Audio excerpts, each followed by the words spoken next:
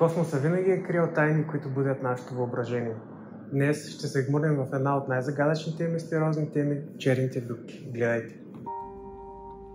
Черните дупки са едни от най-екзотичните и загадъчни обекти в Вселената.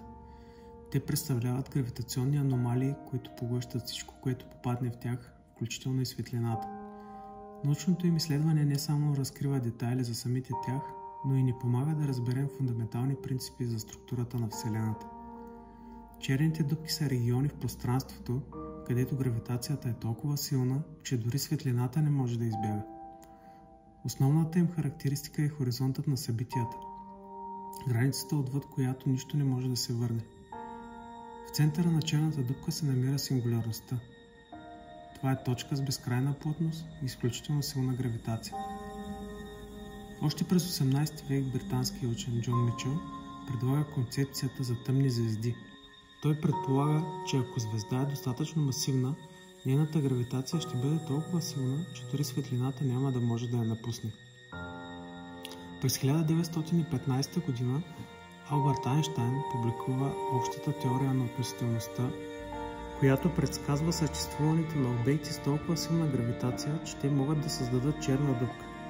Малко по-късно, през 1916 г., Карл Шварцшилд изчислява математическия радиус на такъв обект, известен днес като Шварцшилдов радиус. Терминът черна дупка е въведен през 1967 г. от американския физик Джон Уилър. До тогава обектите са били наричани замръзнали звезди или гравитационни обекти. Черните дупки могат да бъдат няколко вида.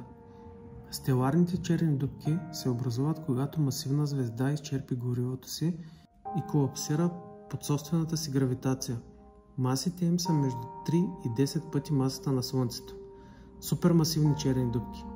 Намират се в центровете на повечето галактики, включително нашия Млечен път.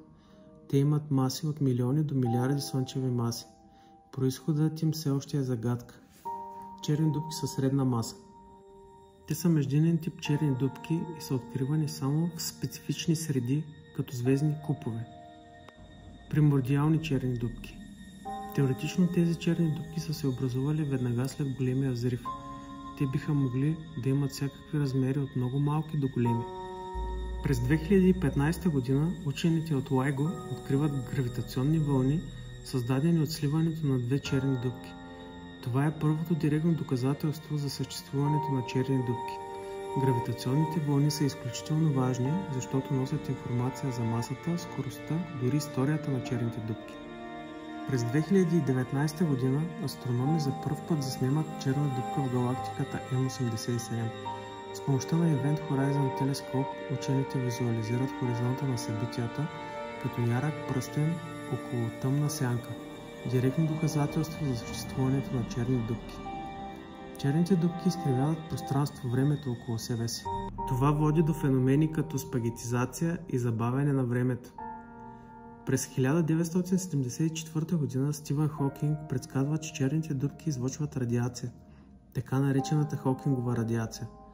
Това означава, че черните дупки постепенно губят маса и в крайна сметка могат да се изпаряват. Супермасивните черни дупки в центровете на галактиките са свързани с формирането и структурата на галактиките. Те излъчват мощни струи енергия, които регулират процеса на формирането на звезди. Една от най-големите мистерии е свързана с въпроса какво се случва с информацията за обекти, попаднали в черна дупка. Според квантовата механика, информацията не може да бъде унищожена, но черни дупки изглежда я поглъщат. Това е известно като парадокс на информацията в черните дупки и остава нерешен въпрос в съвременната физика. Теоретично черните дупки могат да бъдат свързани с червееви дупки, хипотетични тунели между различни части на Вселената или дори между паралелни светове. Макар и фантастично, това отваря въпроси за пътуване във времето и пространството. В центъра на нашата галактика се намира супермасивна черна дупка, известна като Стрелец А. Тя е с маса около 4 милиона слънчеви маси и е ключова за разбирането на галактиката ни. Черните дупки създават най-екстремните физически условия във Вселената.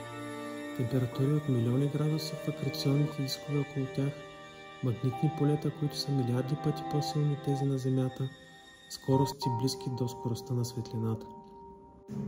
Съществува хипотеза, че примордиалните черни дупки могат да обяснят мистериозната тъмна материя, която съставлява около 27% от масата на Вселената. Някои учени вярват, че в далечното бъдеще на Вселената, когато звездите изчерпят горивото си, черните дупки ще доминират в космическото пространство. Това време е наречено ерата на черните дупки.